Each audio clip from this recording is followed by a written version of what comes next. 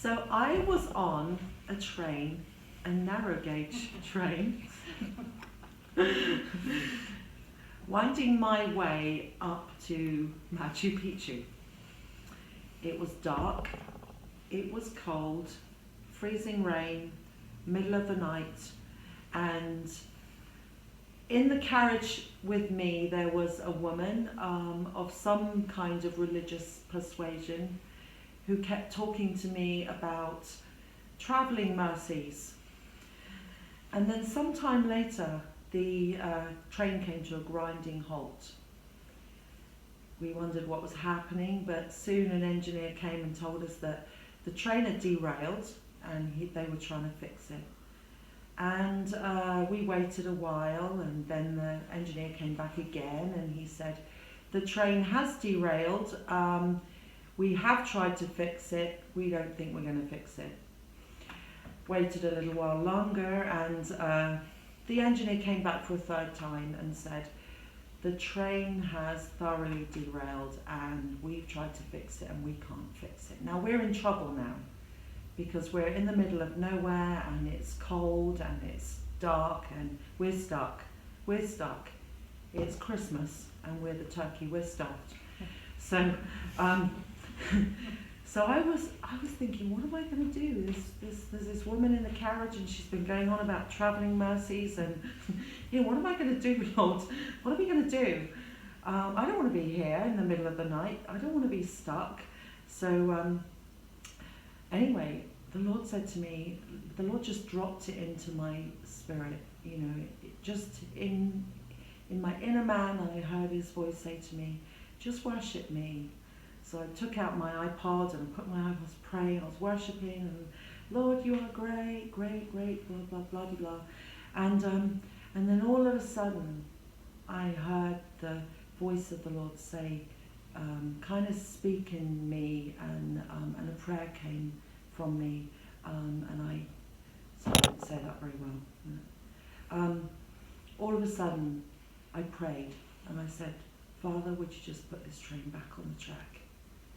And within 5 minutes, the engineer came back, bewildered, and he said, I don't know how it's happened, but the train is back on the track. We're ready to go.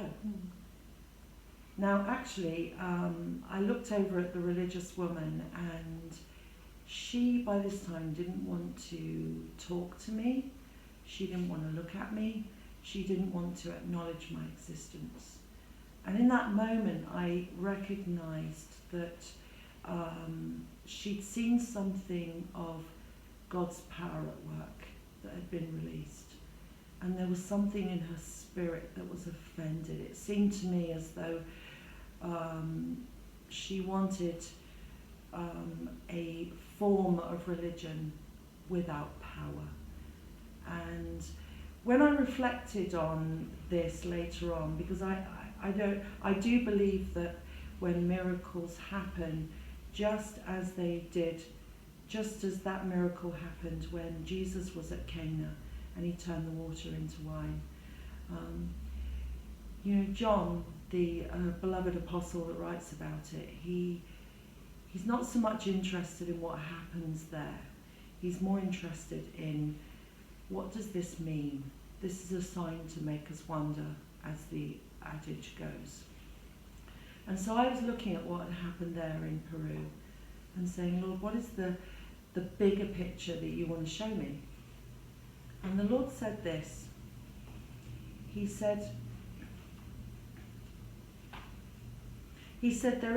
there are religious forces at work, dark forces, and they have come to slow the purposes of God down. They've come to twist how people view God. They've come to draw people into a form of religion that's without power, so that the church is bound up, frustrated, and then the world gets to say that the church is irrelevant and lacking in any understanding of, or even lacking in a voice for the current, for the contemporary world. And the religious spirit is quite pleased with itself. It's quite pleased for the way it's managed to snarl up the church and slow her down and delay her to the point where most people are wondering, can we ever catch up? And the Lord said this to me. He said, I'm giving the church power and confidence to stand before these places of derailment, to stand before people, churches, even nations that have been derailed. I'm praying for the UK right now. I go before the Lord every day and I say, Lord, for the places where we are derailed, even where we may have lost 100 years or even 200 years in the ground that's been taken from us, in the spiritual ground that's been taken from us. I just believe that the Lord is inviting his church to that place where we go before him and we say, Lord, where this has been derailed, come by your power and put this train back on the track. Mm-hmm. And one thing I know, I saw him do it in the natural, one thing I know is that he is willing and able to do these things in the spirit, to put these trains back on track, whether it be a person that's derailed, whether it be a family, whether it be a church, whether it be a nation. The Lord, by his power, can put these trains back on track.